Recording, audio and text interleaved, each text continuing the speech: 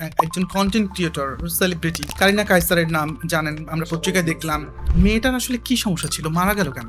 Vitamin C মানুষ ইচ্ছা করে সিভিট কিনে বাচ্চাদের দেয়, এটারও কিন্তু পার্শ্ব প্রতিক্রিয়া আছে। এভাবে দেওয়া নিয়ম না। মাথায় অশান্তি, সেই অশান্তির কারণে সে পাকস্থলীকে ঠিকমতো কাজ করতে দিচ্ছে না। ফ্যাটি লিভার একেবারে ভালো হয়, একেবারে মানে 100%। স্কুল পড়ুয়া বাচ্চাদের মধ্যেও ফ্যাটি লিভার ডিজিজ আছে।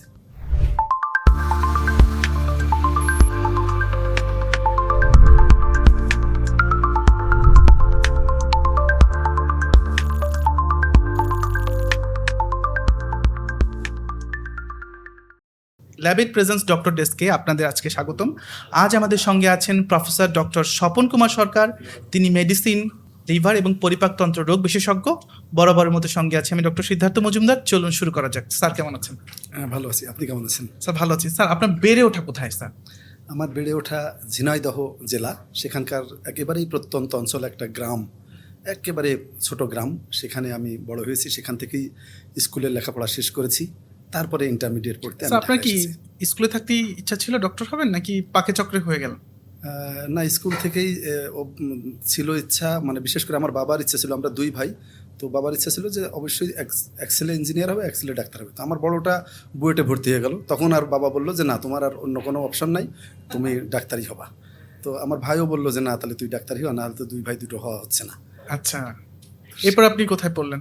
এরপরে তো আমি ঢাকা মেডিকেল কলেজে পড়েছি এমবিবিএস। পরবর্তীতে আমি এফসিপিএস পাস করছি মেডিসিনে, এমডি করেছি আমাদের তৎকালীন পিজি হাসপাতাল, যেটাকে এখন বাংলাদেশ মেডিকেল ইউনিভার্সিটি বলে, ওখান থেকে এমডি করেছি গ্যাস্ট্রো। স্যার গ্যাস্ট্রোএন্টারোলজি হলেন কেন? এটার জন্য পিছনে কি কোনো গল্প আছে?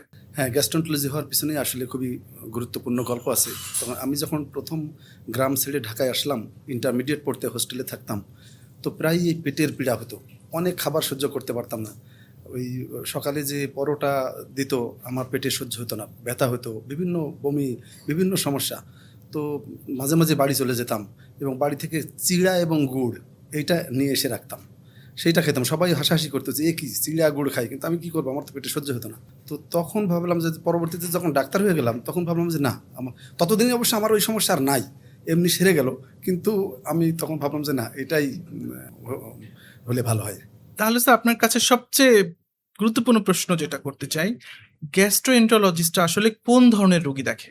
এটা নিশ্চয়ই আপনি ছাত্র জীবন থেকেও দেখে আসছেন, ডাক্তার হওয়ার পর তো আরো নিজেই বুঝতে পারেন কোন ধরনের রোগী দেখেন। আচ্ছা, গ্যাস্ট্রোন্টোলজিস্ট তো বহু রোগ দেখেন। তার কারণ গ্যাস্ট্রোন্টোলজি বললে আমাদের যে পরিপাকতন্ত্র আছে, আমাদের অন্ননালী বা ইসোফেগাস, তারপর পাকস্থলী, ক্ষুদ্রান্ত, বৃহদন্ত্র, সেগুলোর বহুত অসুখ আছে।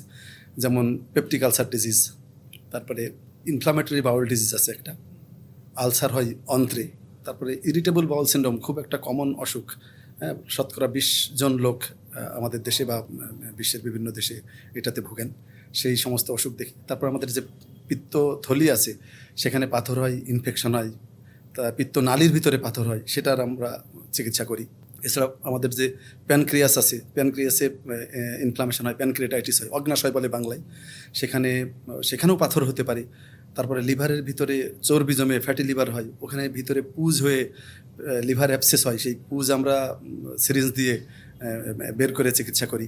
তারপরে লিভারের খুব কমন অসুখ হচ্ছে যে জন্ডিস যে হয়, বিভিন্ন ধরনের হেপাটাইটিস হয়, সেগুলো সব আমরা চিকিৎসা করি। তো আরেকটা যে প্লিহা আছে বা স্প্লিন, সেইটা লিভারের অসুখের কারণে বড় হয়, সেটা চিকিৎসা করি।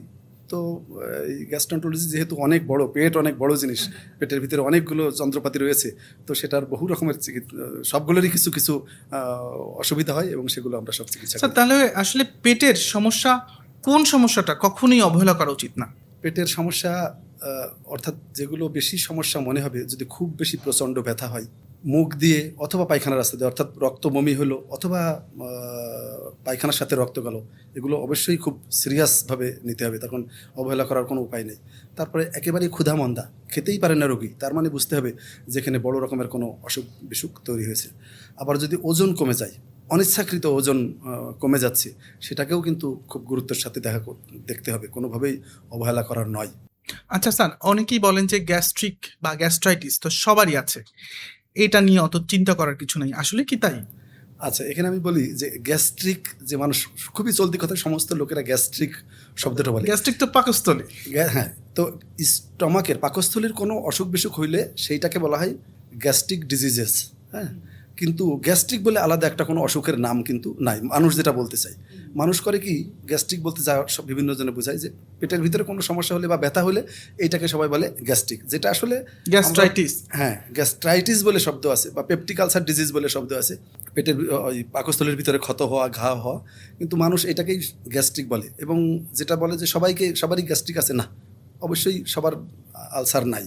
হ্যাঁ, চলতি কথায় সবাই পেটের সমস্যা তো মানুষের বিভিন্ন খাওয়া দাওয়ার কারণে হয়, সবাই এটাকে গ্যাস্ট্রিক বলে, এই জন্যই বলে সবারই তো গ্যাস্ট্রিক আছে। হ্যাঁ, কাজেই এটা সত্যি না। কাজেই যদি কারোর সত্যি সত্যি প্রচণ্ড ব্যথা হতেই থাকে, ব্যথা চলতেই থাকে, বা ওই যে বললাম যে ঠিকমতো খেতে পারে না, খাওয়ার রুচি হয় না, সেক্ষেত্রে পরীক্ষা নিরীক্ষা করে দেখতে হবে যে তার গ্যাস্ট্রাইটিস অর্থাৎ যে আমাদের পাকস্থলীতে প্রদাহ আছে কিনা, অথবা পাকস্থলীর ভিতরে কোনো ঘা আছে কিনা। স্যার, অনেকেই নিজে নিজে গ্যাস্ট্রাইটিস বা গ্যাস্ট্রিকের ওষুধ নিজে নিজেই কিনে খায়, এটা কতটা নিরাপদ? এটা দেখেন, এটা কোনোভাবেই নিরাপদ না। শুধু গ্যাস্ট্রাইটিস বলে না, যে কোনো রকমের ওষুধ তো কোনো খাবার নয়। সমস্ত মনে রাখতে হবে যে সমস্ত ওষুধেরই কিন্তু পার্শ্ব প্রতিক্রিয়া আছে। এমনকি ভিটামিন সি মানুষ ইচ্ছা করে সিভিট কিনে বাচ্চাদের দেয়, এটারও কিন্তু পার্শ্ব প্রতিক্রিয়া আছে, এভাবে দেওয়া নিয়ম না। এমনকি একটা প্যারাসিটামল আপনি খাবেন জ্বরের জন্য, সেটারও পার্শ্ব প্রতিক্রিয়া আছে। আর আরও বেশি যে সমস্ত ওষুধপত্র মানুষ ইচ্ছাকৃতভাবে খায়, সেগুলো অনেক বিপদ ডেকে আনে। কাজেই ইচ্ছাকৃতভাবে কোনোভাবেই, এবং জানছেনও তো না মানুষ, তো উনি জানছেন না ওনার কি অসুখ হয়েছে, উনি দোকানে গেল বা নিজের থেকেই বললো বা দোকানদার একটা দিয়ে দিল, হ্যাঁ, পেটে ব্যথা শুনে। পেটের ভিতরে আমার কথা শুনে এতক্ষণে বুঝতে পেরেছেন যে সেখানে পাকস্থলী আছে, ক্ষুদ্রান্ত বৃহদন্ত্র আছে, অগ্নাশয় আছে, তাহলে কোনটার কি অসুখ হয়েছে আপনি কিছুই জানেন না। পেটে ব্যথা তো একটা বিশাল বড় জিনিস, কোন কারণে হয়েছে। অ্যাপেন্ডিসাইটিস হইলেও পেটে ব্যথা হইতে পারে, আবার পিত্তথলির পাথর হইলে সেটাও পেটে ব্যথা, পাকস্থলীর ক্যান্সার হইলেও পেটে ব্যথা। তাহলে আপনি কিসের ওষুধ খাচ্ছেন কোনো অসুখ না জেনে? কাজে সেটা মোটেও নিরাপদ নাই। আচ্ছা স্যার, আরেকটা কথা মানুষ বলে খালি পেটে চা কফি খেলে গ্যাস্ট্রিক হয়, কথাটা কি সত্য? না, এইরকম চা কফির দোষ দিয়ে দেওয়া মোটেও ঠিক হবে না। এবং চা কফি চিনি ছাড়া অবশ্যই হতে হবে। চা কফি চিনি ছাড়া খেলে সেটা শরীরের জন্য উপকার, অনেক বেশি না, কিন্তু ডেলি 3-4 কাপ এরকম যদি চিনি ছাড়া চা বা কফি মানুষ খায়, সেটাতে শরীরের বিভিন্ন লিভার হোক, হার্ট, সব কিছুর জন্য বরং সেটা উপকারী। কাজে ওইটা খেলে আমাদের গ্যাস্ট্রিকের সমস্যা হয়ে যাবে। আর স্যার, ঝাল খেলে গ্যাস্ট্রিক হয়? না, এটাও মোটেও ঠিক নয়। তার কারণ আমরা পরিমিত যে ঝাল যদি খাই, অর্থাৎ তরকারি রান্না করতে যতটুকু দেওয়া দরকার, খুব যদি স্পাইসি ফুড এখন যে সমস্ত বের হয়েছে, হ্যাঁ, ঝাল তরকারি, ঝাল মশলা, এই সমস্ত খাবার খেলে গ্যাস্ট্রিক না হোক কিন্তু পেটের বিভিন্ন অসুবিধা হতে পারে। কিন্তু আমরা এই ভয় করার কোনো দরকার নাই যে সাধারণ যতটুকু মরিচ দিয়ে আমরা খাবার খাই, এবং সেটা যদি শুকনা মরিচ ইচ্ছে কাঁচা মরিচ হয় সেটা তাহলে আরও ভালো। কাজেই স্বাভাবিক তরকারি রানতে যতটুকু মরিচ দিয়ে রান্না করে মানুষ খায়, সেটা খেতে কোনো সমস্যা নাই। ওইটা খাইলে গ্যাস্ট্রিক হবে এই ভয় করে এটাকে এড়িয়ে যাওয়ার কোনো কারণ নাই। আচ্ছা, এটা তাহলে একটা কিন্তু প্রচলিত হয়ে গেছে যে ঝাল খাওয়া যাবে না, ঝাল খেলে গ্যাস্ট্রিক হবে না। হ্যাঁ, যাদের পেপটিক আলসার আছে যে লোকটার, তার হয়তো স্পাইসি ফুডগুলোতে সমস্যা করতে পারে। কিন্তু অনেক লোকে এমনও বলে যে ডিম রান্না করে ডিমটা পরে আমি ধুয়ে খাই, ঝোলটা বা ঝালটা যাতে না যায়। এটা করার কোনো বৈজ্ঞানিক ভিত্তি নাই। আপনি পেপটিক আলসারের কথা বারবার বলছিলেন, পেপটিক আলসার আর গ্যাস্ট্রিক আলসারটা যদি একটু বুঝিয়ে বলতেন। আচ্ছা, পেপটিক আলসার আর গ্যাস্ট্রিক আলসার। পেপটিক আলসার শব্দটা এসেছে পেপসিন নামক একটা এনজাইম আমাদের শরীরে নির্গত হয়, পাকস্থলী থেকে উৎপন্ন হয়। সেই পেপসিন যদি ক্ষত তৈরি করে আমাদের পাকস্থলী এবং তারপরে যে ডিউডেনাম আছে সেখানে, তখন যে আলসারটা হয় সেটাকে বলা হয় পেপটিক আলসার ডিজিজ। এই পেপসিন এনজাইমটা ক্ষত তৈরি করছে দেখেই এর নাম হয়েছে পেপটিক আলসার ডিজিজ, অর্থাৎ পেপসিন দ্বারা তৈরিকৃত। এখন স্টমাকে যদি হয় সেটাকে তখন আমরা সেটাকে বলি গ্যাস্ট্রিক আলসার, আর যদি ডিউডেনামে হয় তখন সেটাকে আমরা বলি ডিউডেনাল আলসার ডিজিজ। হ্যাঁ, অর্থাৎ একটা হলো গ্যাস্ট্রিক আলসার ডিজিজ আর ডিউডেনাল আলসার ডিজিজ, দুটোকেই একসাথে আমরা পেপটিক আলসার ডিজিজ বলতেছি। কোনটার অবস্থান কোথায়, স্টমাকে নাকি ডিউডেনামে? আচ্ছা, এটা আসলে একজন চিকিৎসকই ভালো বুঝতে পারবেন পরীক্ষা নিরীক্ষার পরে। হ্যাঁ, পরীক্ষা নিরীক্ষা ছাড়া, এটা আলসার পরীক্ষা নিরীক্ষা ছাড়া মুখে মুখে বলে দেওয়ার কোনো উপায় নেই। স্যার, আরেকটা জিনিস আমি খুব লক্ষ্য করেছি যে বাংলাদেশের মানুষের কেন গ্যাস্ট্রিক সমস্যা বেশি? আচ্ছা, বাংলাদেশের মানুষের গ্যাস্ট্রিকের সমস্যা অনেক বেশি। এর বিভিন্ন কারণ আছে। একটা গুরুত্বপূর্ণ বিষয় হলো যে পেপটিক আলসার যেটা বললাম, গ্যাস্ট্রিক বা ডিউডেনাল আলসার হওয়ার পিছনে একটা ব্যাকটেরিয়া দায়ী। এটাকে বলি আমরা হেলিকোব্যাক্টার পাইলোরি বা এইচ পাইলোরি, অনেকে এই এইচ পাইলোরি শব্দটাও অনেকে এখন জানে। হ্যাঁ, H. এই pylori ব্যাকটেরিয়া টেস্টই আছে আমাদের হ্যাঁ, ল্যাবরেটরিতে। এইচ পাইলোরি একটা টেস্ট আছে। তো এই ব্যাকটেরিয়াটা এটা জলবাহিত অসুখ, জলের মাধ্যমে এটা চলে যায়। তো আমাদের দেশে এটার মানে বেশিরভাগ লোকেরই আছে, বিভিন্নভাবে আমাদের স্টাডি হয়েছে, আমাদের দেশেও স্টাডি করে দেখা গেছে, কোনো কোনো গবেষণায় দেখা গেছে 99% লোকেরই এই স্পাইলোরি আছে। তো যেহেতু আমাদের সব কিছু স্যানিটেশন অত সুন্দর না, আমরা বিভিন্ন সময় যে জল খাচ্ছি সেইটা অত পরিষ্কার নয়, সেই কারণে এই স্পাইলোরি অতি সহজে একজন থেকে আরেকজনের ছড়িয়ে যায়। হ্যাঁ, তো সেইটার একটা কারণ। এছাড়াও আরও কারণ আছে কিছু, যে মানুষ ধূমপান করে অনেক, সেটা একটা পেপটিক আলসার ঘটায়। তো আমাদের দেশে ধূমপায়ী লোক বহু আছে, এবং খাদ্যাভ্যাসও একটা বিষয়, ঠিক মতো সময় মতো মানুষ খায় না। সকালের খাবার দেখা গেলো ঘুম থেকে উঠছেই 11টায়, তারপরে দুপুর 12টায় খাইলো। তো সেগুলোও কারণ যে এই আমাদের পেপটিক আলসার ডিজিজ হয়। আর একটা হলো যে বিভিন্ন ব্যথার ওষুধ, ব্যথা বলতে আমি পেটের ব্যথা বলছি না, শরীর ব্যথা, যেমন মাথা ব্যথা, গা ব্যথা, হঠাৎ খেলতে যেয়ে পড়ে গেছে, এটার যে এর কারণে ডাইক্লোফেনাক বা এই ধরনের কিছু ব্যথার ওষুধ আছে, এগুলোও কিন্তু আমাদের শরীরে যেয়ে এই পেপটিক আলসার করে। তো সেই ওষুধ যেহেতু এই বিদেশে এই ওষুধ আপনি ডাক্তারি প্রেসক্রিপশন ছাড়া পাবেন না, কিন্তু আমাদের দেশে যেহেতু মানুষ নিজে নিজেই দোকান থেকে কিনতে পারছে এবং খাচ্ছে, তো সেটাও আমাদের পেপটিক আলসার করার একটা কারণ। এই সব মিলিয়েই আমাদের এই অসুখটা অনেক বেশি। এই জন্য বাংলাদেশে আসলেই এত গ্যাস্ট্রিক আলসারের রোগী বা গ্যাস্ট্রিকের রোগী দেখতে পাই। স্যার, আপনি অনিয়মিত খাবারের কথা বলছিলেন, রাত জাগা, স্ট্রেস, এগুলো কি পেটের উপর কোনো প্রভাব ফেলে? হ্যাঁ, এগুলোর তো খুব প্রভাব আছে। এই যে রাত জাগা বা স্ট্রেস, অনিয়মিত খাবারের কথা বললামই তো। আমাদের 3 বেলা যখন খাবার যে টাইমে করে, সকাল দুপুর রাত, আপনি আপনার অনুযায়ী খাবেন। আপনি যদি দুপুরে 2টায় খান, আপনার জন্য ওইটাই ঠিক আছে। যে দুপুরে 3টায় খায়, তার জন্য সেটাই ঠিক আছে, কিন্তু সেটা নিয়মিত সেইভাবে চলার দরকার। সেটা না করলেই তো পাকস্থলী একটা লম্বা সময় খালি থাকছে, আমাদের অ্যাসিড আছে পাকস্থলীর ভিতরে, সে তো পাকস্থলীর ভিতরে ক্ষত তৈরি করবে সময় মতো যদি ওখানে খাবার না আসে। আর একটা হচ্ছে যে ঘুম আমাদের শরীরে একটা বলি আমরা বায়োলজিক্যাল ক্লক, অর্থাৎ বাইরে যেমন আমি সকালবেলা 8টা বাজে অফিস শুরু করব, 3টা বাজে চেম্বার শুরু করবো, এইরকম একটা নিয়ম আছে। শরীরেরও কিন্তু একটা বায়োলজিক্যাল ক্লক আছে, সে কোন সময় কাজ করবে, কোন সময় শরীরের ভিতর খাবার যাবে, আবার কোন সময় সে শুয়ে ঘুমিয়ে পড়বে, তার রেস্ট লাগবে। একটা যন্ত্রের মতোই, যন্ত্রের একটা রেস্ট দেওয়া লাগবে না? তো শরীরেরও কিন্তু রেস্ট দরকার। তো কাজেই ঘুম ঠিক মতো না হলে শরীরের ওই বায়োলজিক্যাল ক্লক ঠিক থাকে না, শরীর তখন খুব ক্লান্তি বোধ করে, এবং তখন এটা পেটের উপরে তার প্রভাব আছে। আর যে স্ট্রেস, অর্থাৎ বিভিন্ন দুশ্চিন্তা, যে জিনিসটা এখন আমাদের দেশে না, সারা বিশ্বেই মানুষ তার চাকরি বাকরি, কর্মস্থল যেখানেই যাচ্ছে না কেন, যে কোনো কাজকর্ম করছে, বহুত রকমের অশান্তি দুশ্চিন্তায় তারা আছে, পরিবার নিয়ে অশান্তি দুশ্চিন্তায়। এটার বৈশ্বিক কারণ আছে, আমাদের দেশের কারণ আছে, রাজনৈতিক কারণ আছে, আর্থিক অনটন, বিভিন্নভাবে স্ট্রেস এসে পড়ে, এবং সেই স্ট্রেস থাকলে আমাদের শরীরে বিভিন্ন রকম সমস্যা হয়। এবং একটা স্ট্রেস আলসার বলেও একটা শব্দ আছে, অর্থাৎ ওই স্ট্রেসের কারণেই শরীরের ভিতরে আলসার, ঘা তৈরি হয়, ক্ষত তৈরি হয়, স্ট্রেস আলসার বলি। এবং আমাদের যে একটা, আমি একটু আগে বলেছিলাম যে IBS, ইরিটেবল বাউল সিনড্রোম, এই অসুখটাকে আরেকটা বলা হয় ব্রেন গাট ইন্টারাকশান, অর্থাৎ মাথা এবং আমাদের অন্ত্র, এই দুটার ইন্টারাকশান। কি, যে মাথা ঠিকমতো কাজ করছে না, মাথায় অশান্তি, সেই অশান্তির কারণে সে পাকস্থলীকে ঠিকমতো কাজ করতে দিচ্ছে না। এই অসুখে কিন্তু সব ঠিক আছে, আমাদের পাকস্থলী, অন্ত্র সব ঠিক আছে, অথচ তার কার্যক্রম ঠিক থাকছে না, কারণ ওই যে মাথা ঠিকমতো নাই। অর্থাৎ আপনি ঠিকমতো অফিসে আসছেন, আপনার হাত পা সবই কাজ করতেছে, কিন্তু মনে অশান্তি, আপনি লিখতেছেন বা কাজ করতেছেন, বলতেছেন ভুল। হ্যাঁ, তো এখানেও ঠিক একইভাবে হয়, যে আমার অন্ত্র যেভাবে চলার কথা সে চলতে পারছে না, কারণ ব্রেন তাকে ঠিকমতো নির্দেশনা দিতে পারছে না। এটা আসলে খুব চমৎকার বলেছেন। আমাদের এক কলিগ আছে, তিনি গিয়ে মানসিকভাবে খুব স্ট্রেসে থাকলো কিছুদিন, ভয়ঙ্কর স্ট্রেসে, এবং পরবর্তীতে তার পেটের সমস্যা হলো। সেই সমস্যা কোনোভাবেই সমাধান হয় না। সে আমি তাকে ছুটি দিলাম, তারপরেও সমাধান হচ্ছে না। আমি স্যার ওই রোগীকেই দেখাবো একটু পরে।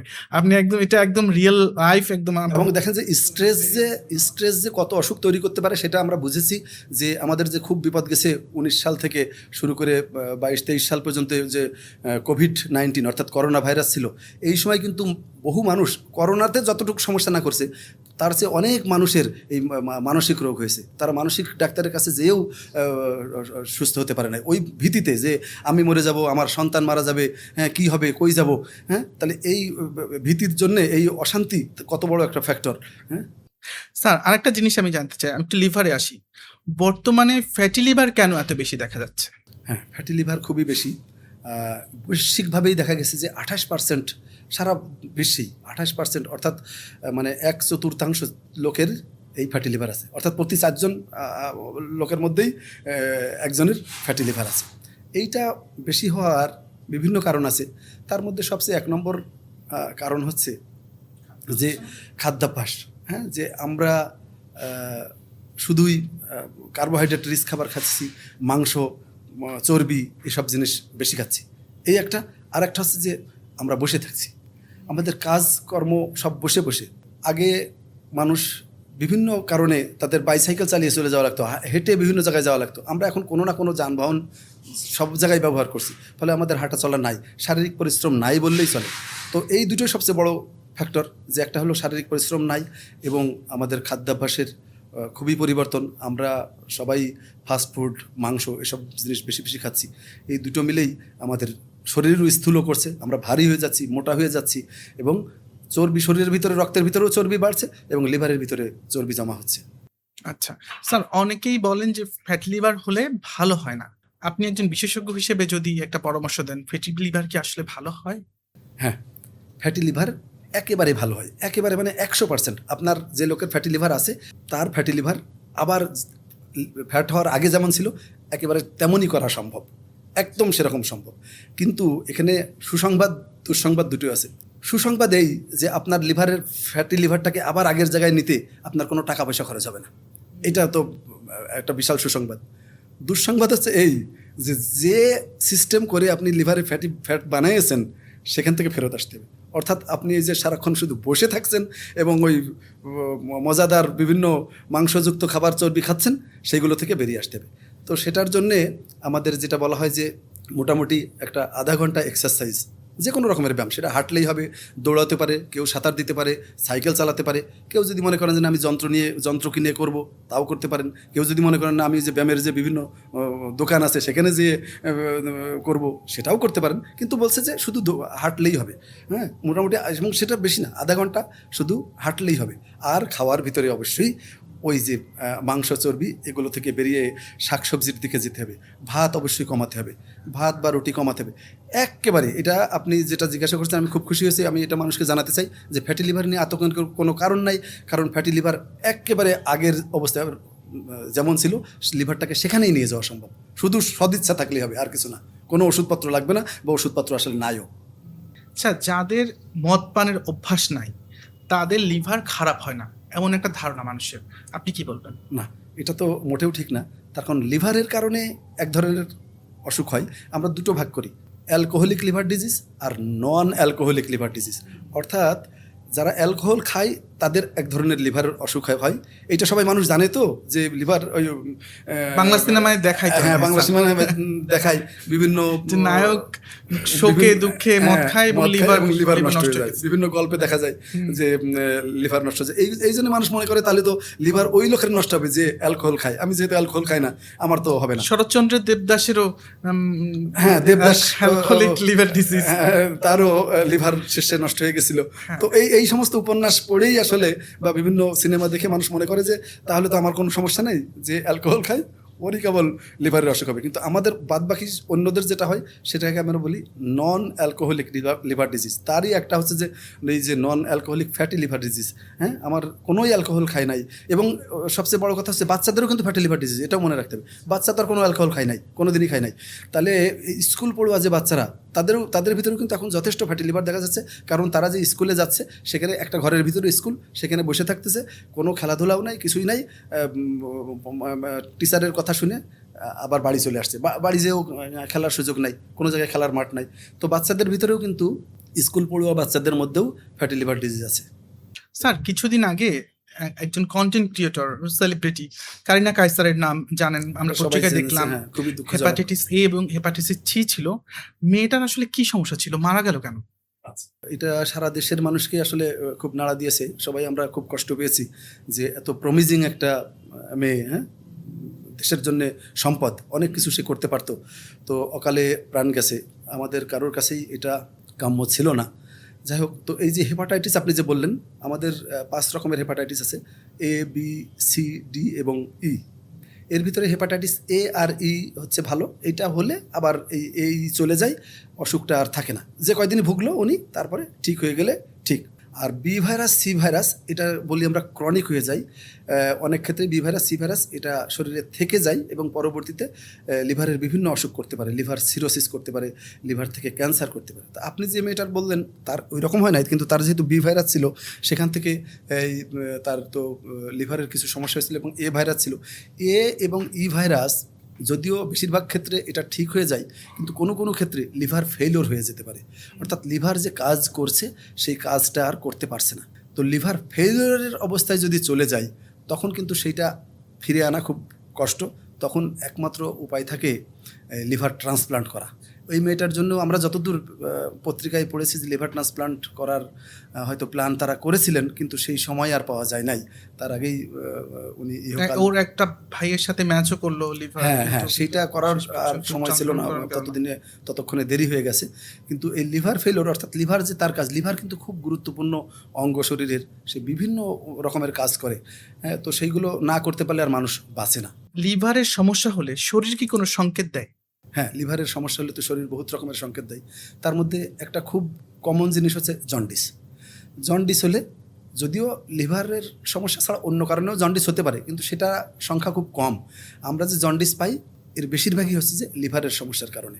সেটা হেপাটাইটিসের কারণেও হতে পারে, এতক্ষণ যেটা বলছিলাম, অথবা লিভার সিরোসিস হলে হতে পারে, অথবা লিভারে যদি ক্যান্সার হয় সেটার কারণে হতে পারে, অথবা ওই পিত্তথলি বা পিত্তনালীর ভিতরে যে কোনো পাথর জমা হয়েছে সেটার কারণেও।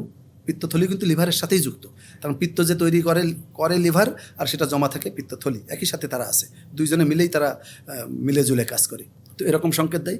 এছাড়াও লিভারের সমস্যা যদি আরও অগ্রসর হয়ে যায়, তখন বিভিন্ন সমস্যা হয়, যেমন পা ফুলে যায়, মানুষ প্রথমে খেয়াল করে, এবং পেটও ফুলে যায়, পাও ফুলে যায়। পা ফোলারটার অধিকাংশ মানুষেরই ধারণা কিডনি সমস্যা অথবা হার্টের সমস্যা, লিভারের কারণেও পা ফুলতে পারে। এটা আপনি খুব ভালো বলেছেন যে এটা আমরা যখন ছাত্র ছিলাম, বা এখন আমি টিচার হয়েছি, ছাত্রদের জিজ্ঞাসা করি, হ্যাঁ, ওইটাকে আমরা ইংরেজিতে বলি ইডিমা, পা ফোলা। তো পা ফুললেই তখন কি কি হতে পারে বললেই আমরা এই 3টা কজ হিসেবে বলি, যে লিভারের কী কী কারণে হতে পারে, হার্টের কী কী কারণে হতে পারে, আর কিডনির কী কী কারণে হতে পারে। এটা ভাগ করে আমাদের সেই MBBS লেভেলেই বলতে হয়। তো লিভারের ভিতরেও লিভার সিরোসিস হলে কিন্তু পা ফুলে, পেট ফুলে। পেট ফুলা হয়তো প্রথমে মানুষ অনেকে খেয়াল না করতে পারবে, ওই অন্য লোকও খেয়াল করলো না, জামা কাপড়ের নিচে আছে, পা ফোলাটা প্রথমেই খেয়াল করে ফেলে, এবং পরবর্তীতে অ্যাসাইটিস যেটা বলি আমরা, যে পেটটা ফুলে যায়, পেটের ভিতরে চাকা দেয়, লিভারটা অনেক সময় বড় হয়ে যেতে পারে, বা আমাদের প্লিহা, স্প্লিন যেটাকে বলি, এইটা অনেক বড় হয়ে যায়। ওইটা মানুষ হাতে নিজেই বলে যে স্যার আমার পেটে একটা চাকা আছে, প্লিহাটা দেখে বলে, হ্যাঁ। তো সেটাও বোঝা যায় যে এটা লিভারের অসুখ হচ্ছে এটা থেকে। স্যার, এন্ডোস্কোপি নিয়ে মানুষের এক ধরনের ভীতি আছে, আপনি যদি একটু সাহস দিতেন। আচ্ছা, হ্যাঁ, সাহস দেওয়ার কিছু নাই, এটা মানুষের অজ্ঞতা, এই কারণে মানুষ ভয় পায়।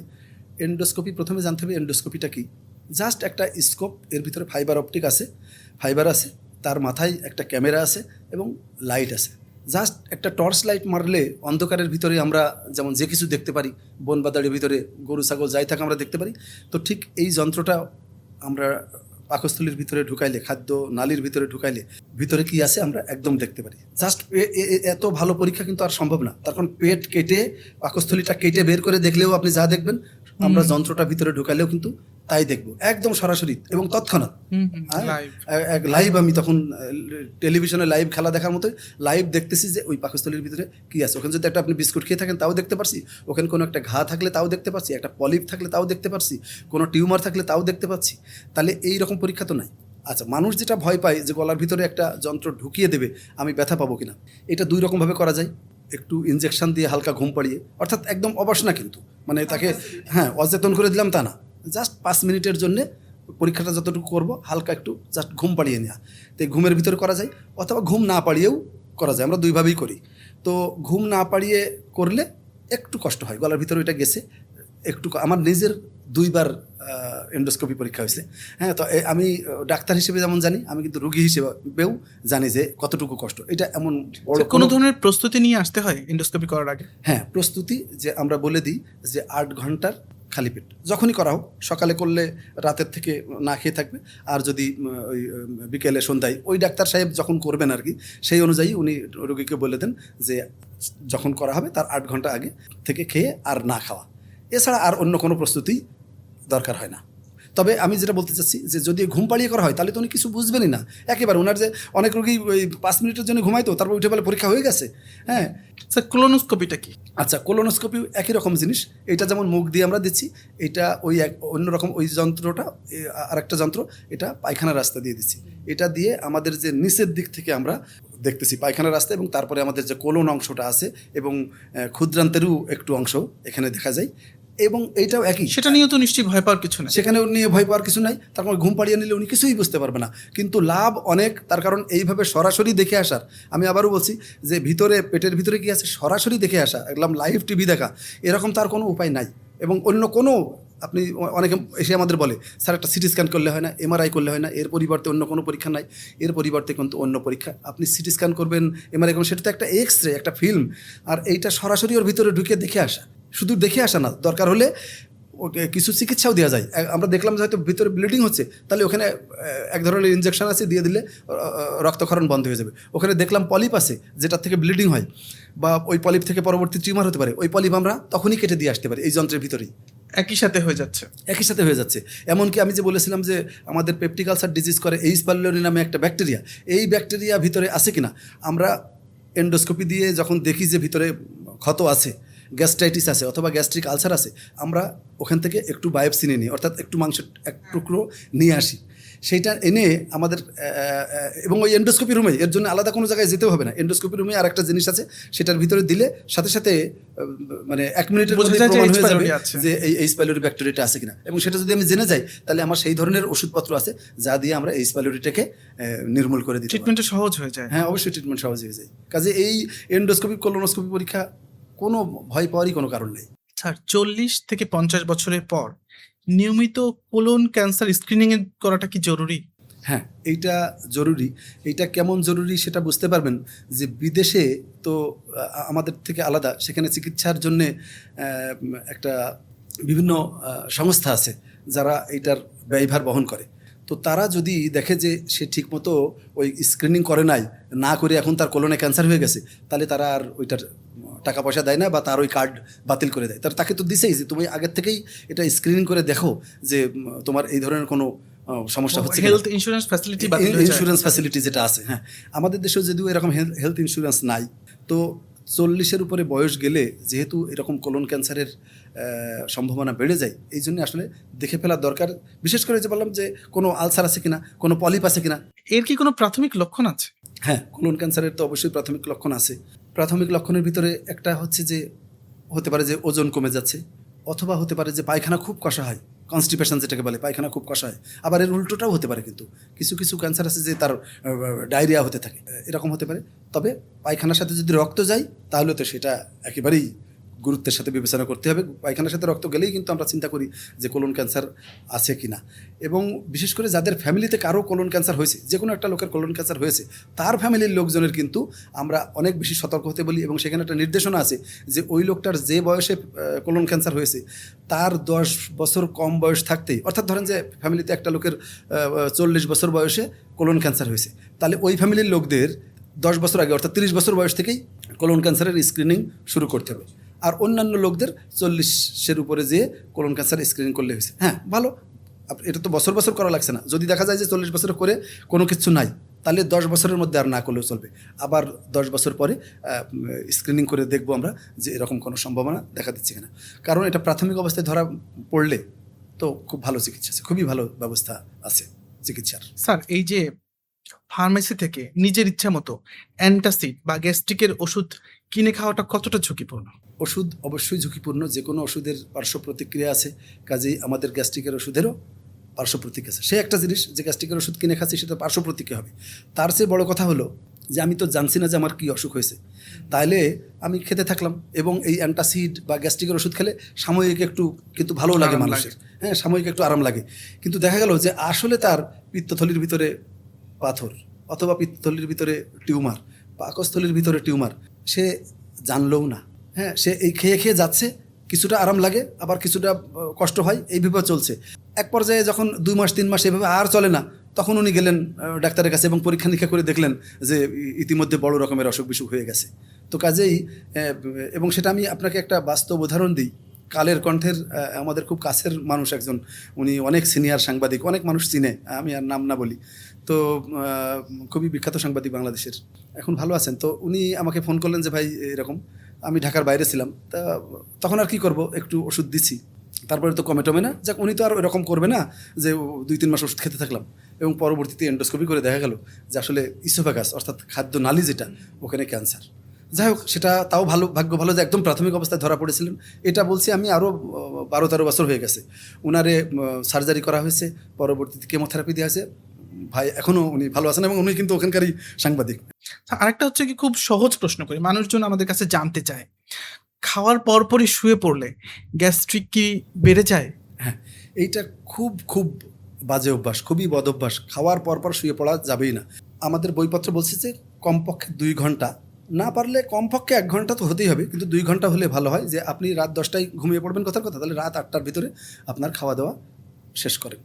আমরা শুয়ে পড়লে কি হচ্ছে, যে আমি যে খাইতেছি, আমার বসে আসি বা দাঁড়িয়ে আসি এরকম থাকলে আমার পাকস্থলীর ভিতরে যে খাবার আছে সেটা অবশ্যই এদিক উল্টো আসতে পারবে না। তখন আমাদের খাবার যাতে উল্টিয়ে না আসতে পারে সে ধরনের একটা ব্যবস্থা আছে। কিন্তু আমি যদি শুয়ে পড়ি, স্প্লিন্টার আটকে দেয়। হ্যাঁ, স্ফিংক্টার আটকে দেয়। কিন্তু শুয়ে থাকলে কি হয়, যে যেহেতু সমান্তরাল হয়ে যাচ্ছে, ডিউডেনাম থেকে কিছু খাবার পাকস্থলীতে এসে পড়তে পারে, বা পাকস্থলী থেকে খাবার কিছু আমাদের ইসোফেগাসের ভিতরে এসে পড়তে পারে। তো পাকস্থলীর ভিতরে যে খাবার আছে সেখানে তো অ্যাসিড আছে, হাইড্রোক্লোরিক অ্যাসিড। তো পাকস্থলীর ভিতরে যেমন অ্যাসিড আছে, পাকস্থলী অ্যাসিডের সাথে সহাবস্থান কেমনে করবে সেইটাও তার জানা আছে। শরীর মানে ঈশ্বর সেইভাবেই ওইটাকে বানিয়েছেন। কিন্তু আমাদের যে উপরের অংশ, যে খাদ্যনালী, অন্ননালী বলে বা ইসোফেগাস, সেখানে তো সেই ব্যবস্থা নাই। ফলে সেই অ্যাসিডযুক্ত খাবার যখন আমাদের এখানে এসে পড়ে অন্ননালীতে, ইসোফেগাসে, তখন সেটাতে ক্ষত হয়। হ্যাঁ, ফলে ওইখানে আবার আলসার হওয়ার সম্ভাবনা থাকে।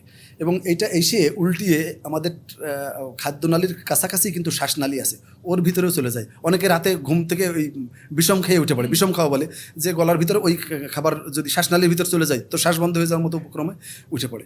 তো এই কাজ যাতে না হতে পারে, 2 ঘন্টা কমপক্ষে আগে আমরা খাবার খেয়ে নেব। 2 ঘন্টার ভিতরে পাকস্থলী থেকে বেশিরভাগ খাবার, বিশেষ করে জলীয় খাবারগুলা সবই নিচের দিকে চলে যাবে। তখন ঘুমাইলে আর আমার এই খাবার উল্টো। স্যার, রাতের খাবার কখন খাওয়া উচিত? এটা তো বুঝলাম যে খাবার পরে 2 ঘন্টা অবশ্যই আমি গ্যাপ দিব ঘুমানোর জন্য, কিন্তু রাতের খাবার কখন খেলে ভালো? আচ্ছা, আমি বুঝেছি আপনি খুব ট্রিকি কোশ্চেন করছেন আমাকে। এখন এর উত্তর দিলে বেশিরভাগ লোকই আমার প্রতি অসন্তুষ্ট হবে। হ্যাঁ, বলবো যে না, এই ডাক্তারের কাছে অন্তত যাওয়া যাবে না।